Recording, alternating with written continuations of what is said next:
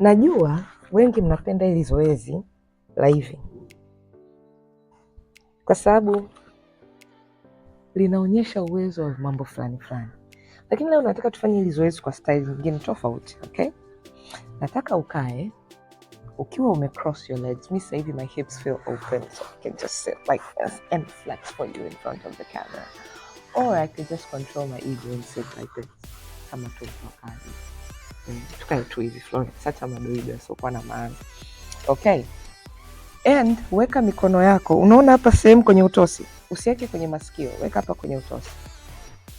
And what I want you to do is mikono yako ifungue hivi wide open ikiwa hapa, and then start kuingiza mikono ndani, inamisha shingo chini, and just bend mpaka your elbows zigusane na your knees. Let's go. Open up.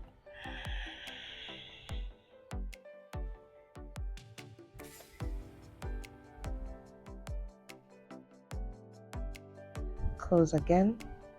Chin to the chest.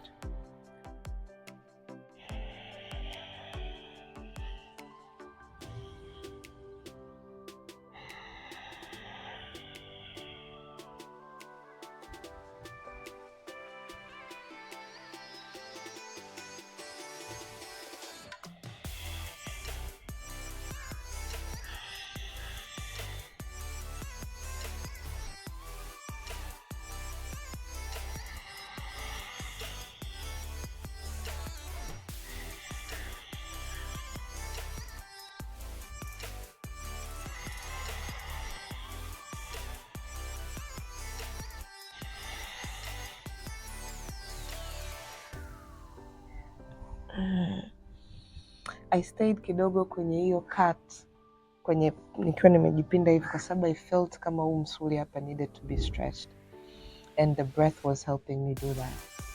And now my shoulder feels so open and it feels so good. And then kwa sababu tumeanza na huku juu, tumalizie na huku pembeni.